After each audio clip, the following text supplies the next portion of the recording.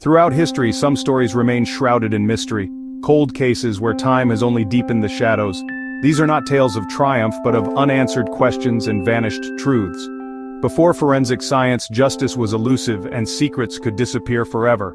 We're drawn to these enigmas because they remind us that, for all our knowledge, some secrets remain locked away. Tonight, we journey into the darkness to explore 5 of the most compelling mysteries from before the 20th century. These are the stories that time could not solve. New York City, 1799, a burgeoning metropolis teeming with ambition and shadowed by secrets. Elma Sands, a young woman with dreams of her own, prepares to leave her home. She's planning to elope, running away with her secret fiancé, Levi Weeks, hoping to start a new life together, away from prying eyes and societal constraints. But Elma never returns. The promise of a new dawn fades into an unending night. Days turn into a desperate search. Then, the unthinkable. Her lifeless body is discovered in the icy depths of the Manhattan Well, a chilling discovery that sends shockwaves through the city. The scene suggests a violent end, a struggle that culminated in tragedy.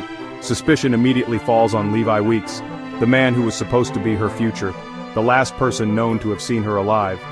The whispers begin, fueled by fear and speculation.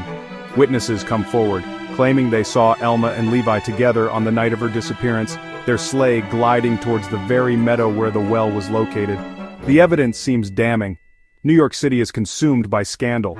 The elite and the common folk alike are captivated by the unfolding drama.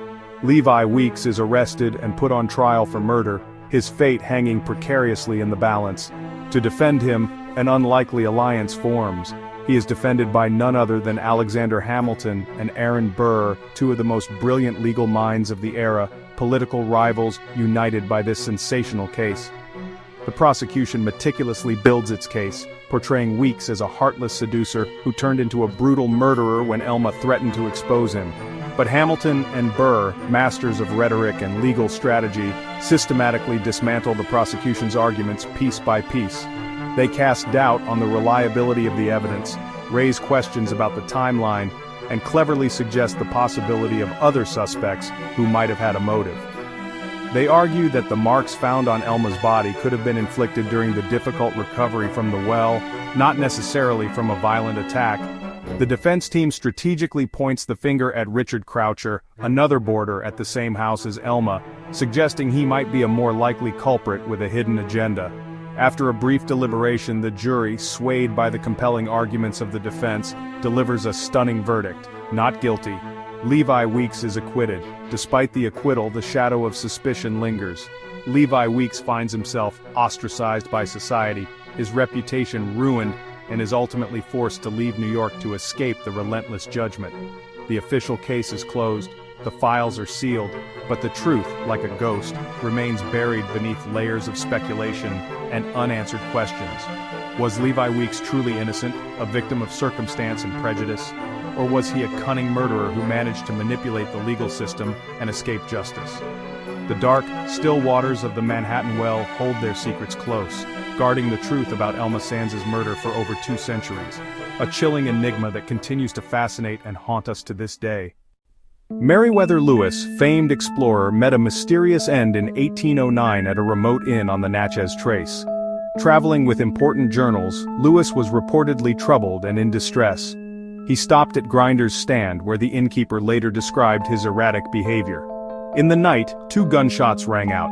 Lewis was found mortally wounded, apparently shot in both the head and chest. The official verdict: suicide. But doubts linger.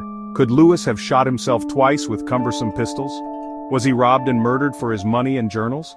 The innkeeper's story changed over time, and no formal investigation was conducted. Some suspect a conspiracy, perhaps involving political rivals. For over 2 centuries, debate has raged: suicide or murder? Lewis's lonely grave offers no answers. England, 1483, a kingdom teetering on the edge of uncertainty. The crown, a symbol of power and stability, was about to be plunged into darkness, shrouded in mystery and intrigue. 2 young princes, Edward V, the rightful heir, a boy barely on the cusp of manhood carrying the weight of a nation's expectations on his tender shoulders, and his younger brother Richard, innocent, vulnerable, their lives intertwined with the treacherous currents of royal succession, are taken to the Tower of London, a fortress steeped in history, a place of both royal residence and grim imprisonment.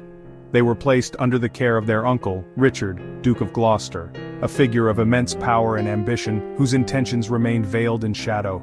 Their father, the king, was dead, leaving a void in the kingdom and opening the door to a ruthless power struggle. The boys were, by blood and law, the rightful heirs to the throne, their claim seemingly unassailable. But their uncle, in a stunning act of betrayal, declares them illegitimate, casting doubt upon their lineage and their right to rule. And then, in a move that shocked the nation, he claims the crown for himself, becoming Richard III, King of England. The princes vanish from the tower, disappearing from the public eye, swallowed by the cold, unforgiving stones of the fortress. They were never to be seen again, their fate becoming one of the most enduring mysteries in English history.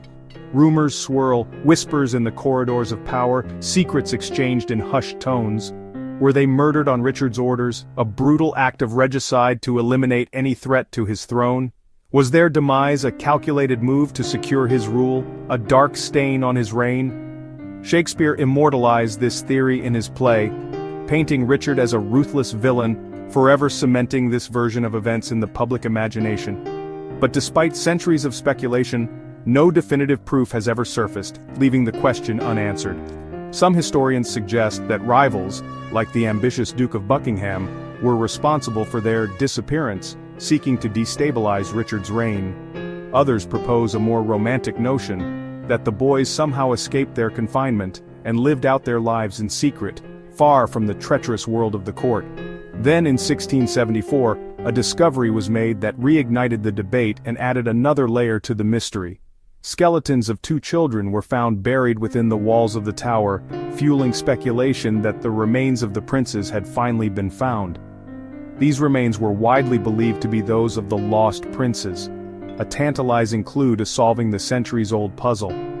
But even with the advancements of modern science, DNA testing and forensic analysis have been unable to definitively confirm their identity, leaving the mystery unresolved. The Tower of London, a silent witness to history, continues to guard its secrets closely, refusing to yield the truth. And so, the fate of the lost princes, Edward and Richard, remains one of history's most haunting and enduring mysteries. A chilling reminder of the ruthless ambition and dark secrets that lie hidden within the walls of power. The story of Roanoke is one of early ambition, fraught with peril, and ultimately shrouded in mystery. In 1587, driven by dreams of a new world, over 100 English settlers embarked on a journey to establish a permanent colony on Roanoke Island, off the coast of what is now North Carolina. The expedition was led by John White, an artist and experienced explorer, who hoped to build a thriving English community. However, the early days were marked by hardship. Supplies dwindled rapidly, threatening the colony's survival. Faced with a desperate situation, John White made the difficult decision to return to England for help. Seeking vital resources to sustain the fledgling settlement, he left behind his family, including his daughter Eleanor and her newborn child Virginia Dare, the first English child born in America, symbolizing the hopes and dreams invested in this new land. Unfortunately, England was on the brink of war with Spain. This conflict delayed his return to Roanoke for 3 long years, a period filled with uncertainty and growing anxiety for the colonists. When he finally came back, after navigating treacherous waters and enduring countless setbacks, the colony had vanished without a trace. The settlement was carefully dismantled, suggesting a planned departure rather than a violent attack or natural disaster. There were no bodies, no graves to indicate a struggle or widespread death. The only clue was the word Croatoan, deliberately carved into a post, a silent message left behind. White had previously instructed the colonists to leave a sign indicating their destination if they chose to move from the settlement. Furthermore, they were instructed to carve a cross if their departure was due to distress or danger, but there was no cross to be found. Did they relocate to Croatoan Island as the carving suggested? Did they choose to assimilate with local Native American tribes seeking refuge and a new way of life? Or did they meet a darker, more tragic fate, succumbing to disease, starvation, or conflict? Unfortunately, severe storms and unfavorable conditions prevented White from conducting a thorough search of Croatoan and the surrounding areas. Heartbroken and defeated, he returned to England, forever haunted by the uncertainty of what became of his daughter, his granddaughter, and the other colonists. The fate of the Roanoke colonists remains one of the most enduring and foundational American mysteries, a puzzle that has captivated historians and the public alike for centuries. Their story, lost to time and shrouded in speculation, continues to be unsolved, a haunting reminder of the fragility of early colonial endeavors and the enduring power of the unknown. In 1845, Sir John Franklin led 2 advanced ships into the Arctic, seeking the Northwest Passage. The Erebus and Terror vanished after entering the ice, sparking years of frantic searches. Inuit accounts told of starving men dragging a boat south, and evidence of cannibalism shocked Victorian society. A note found in 1859 revealed the ships were trapped in ice. Franklin died, and survivors attempted a doomed trek to safety. The men succumbed to starvation, scurvy, and possibly lead poisoning from their supplies.